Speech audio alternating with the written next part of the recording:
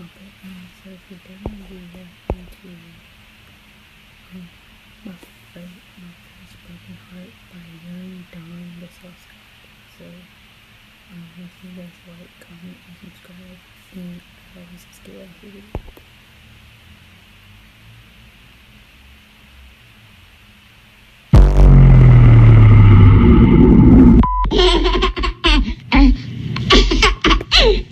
This is a story of the first time I ever had my heart broken. Let me start off by saying that this shit happened way too early in my life because this story takes place while I was still in the 3rd grade. I was only 8 years old. And some of you might be saying, alright Don, this is a bit of a reach. There is no way that you could have ever been in love at such a young age to even know what heartbreak feels like. And to that fam, I say, although I can see why one would assume such to be the case, you have unfortunately made a grave miscalculation. Or in other words, nigga, if you don't think that I couldn't know what it feels like to be in love at the ripe age of 8 years old, you've got me all the way fucked up. I've been trying to get at these girls since day one, fam. For as long as I can remember, I know that I have always loved women. In fact, my mom told me a story about this one time I fell flat on my face when I was like 4, and swears on everything that it only happened because I was trying to impress a female. Anyway, back to the story. So let me give you some context, man. So I'm in the 3rd grade, and in my class there was this one girl.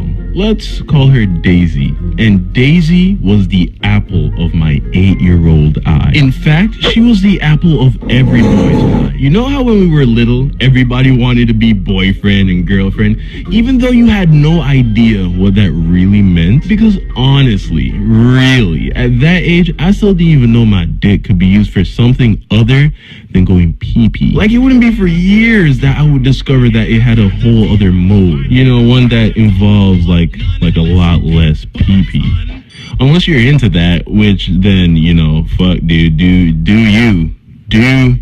Anyway, every dude who wanted a girlfriend wanted Daisy to be their girlfriend. And for good reason. This girl was as adorable as they made them. And when you're a kid, that's all that matters, because that's the point in your life when you are the most shallow and superficial. So every other dude had a crush on Daisy, right? But I was in love with her. I thought about this girl all the time, man. In fact, this is how I know that I was undoubtedly feeling some grown man ass feelings for this girl, fam. Alright, be warned. This is some simp ass shit that I'm about to tell you, man. This story does not leave the family. Alright? I got a reputation in these streets, man. So as most of you probably know, I was born and raised in Kingston, Jamaica. Throughout my childhood, every major holiday, my lovely mother would pack up the car and take my sister and I on a vacation. We would drive from Kingston to Montego Bay, which is like the touristy part of Jamaica. And if you want to get a sense of what that kind of looks like, check out this vlog I shot with my girl back in the summer. Anyway, I can clearly remember during the journey to Montego Bay, the same year I met Daisy in the 3rd grade, I remember my mom playing this song. This is If You Are Not the One by David Bedingfield. I remember sitting by the window seat of the car, looking out of the window and staring at the clouds, just listening to the lyrics of the song. I don't want to run away, but I can't take it, I don't understand. And all I could think about was the fact that Daisy was not in my life. And I'm gonna be real with y'all, I cried. He needs some milk. I remember crying, nigga. I was on some Drake Take Care Marvin's Room level simping, fam. You're not supposed to have those feelings at 8 years old, man. Your head is supposed to be filled with thoughts of video games and candy and fart jokes. Not the fact that some random lovesick theme pop song from 2002 perfectly describes the internal conflicts going on in your heart. So, now that you have a good understanding of how much I adored this girl at the age of 8, let me tell you how this all led to me having my first broken heart. It's February 13th and it's the day before Valentine's Day. Now, I didn't have the balls to ask Daisy to be my Valentine, so me being the genius that I am, I decided that I was gonna come up with a romantic plan that would sweep her off her feet. She'd fall madly in love with me, we'd get married, and we'd live happily ever after. The end. But before I can tell you my A1 master plan, I gotta tell you about a nigga named Pepe. And of course, that's not his real name, because his real name was Ryan. But this nigga reminded me of Pepe Le Pew. Yes, the serial rapist skunk that taught boys from my generation that if you want the kitty, you gotta go and take it. And no doesn't mean no, it just means you're not trying hard enough. Anyhow, this dude Pepe was always all over the girls, man. And the girls liked it because he was a pretty boy. Light-skinned, curly hair, pretty eyes, his parents had money, threw the best birthday parties. This kid had everything a superficial 8-year-old girl would need a boy to have in order to give up the... Well, there wasn't none to give up because we were 8. And all the girls loved this dude, man. Except Daisy. She never seemed to be impressed by this dude. And I mean, I don't know if she saw through his shallow exterior and wanted a real wholesome man like yours truly. Or maybe she was just one of the few functional, healthy 8-year-olds who didn't give a shit about intimate feelings. Either way, I knew Pepe was likely to try some shit on Valentine's Day. Most likely, he was gonna try and kiss her on the cheek. And although now the thought of a dude kissing my girl on the cheek is nothing, but at the age of 8, that's the equivalent of some random guy just gorilla fucking the shit out of your girl. It's the kind of thing you just don't come back from. So I had to make this plan so good that Daisy would curve this nigga like a parabola if he tried anything. So here was my elaborate plan. I went home and I wrote her a love letter. I put it in an envelope, and realizing that a girl like Daisy needs to be showered with gifts to know that my love is real. Along with the letter, I put inside of the envelope my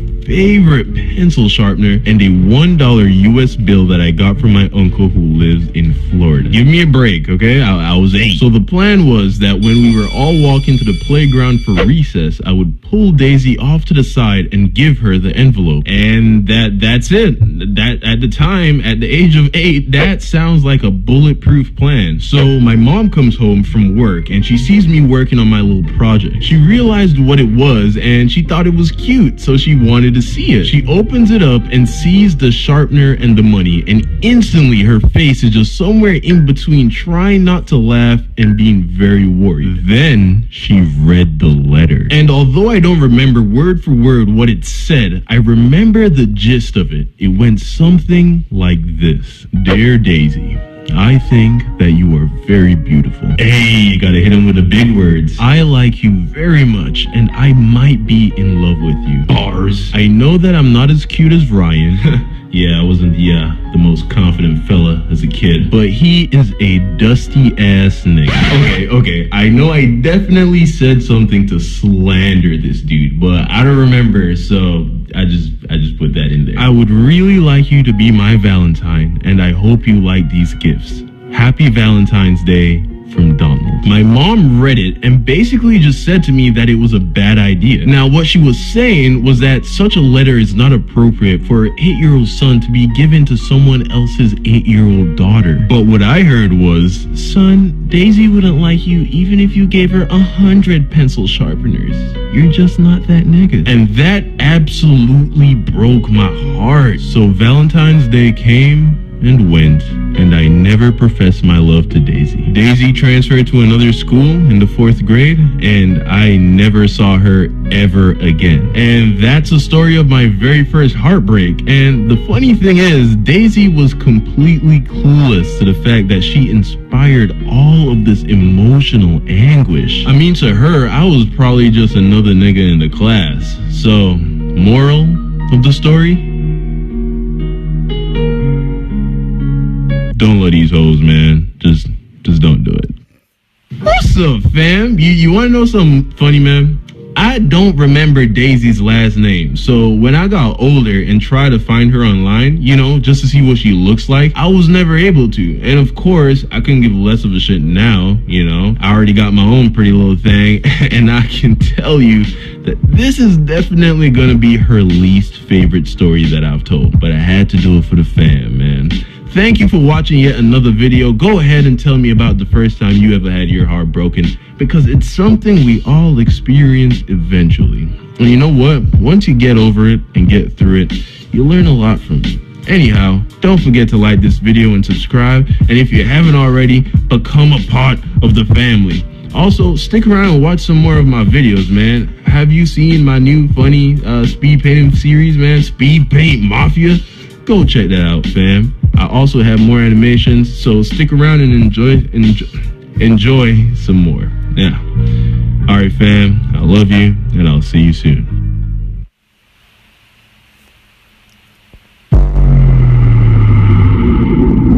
Alright guys, that's the end of that video. If you guys like that video, give it a thumbs up, comment, and subscribe, please. Please, please, please, and thank you. I like his outro video, and I like his tone of voice when he goes through it. I think it's really funny. But if you guys liked it, please make sure to subscribe, like, and comment. And as always, I'll be back at the next video. Bye.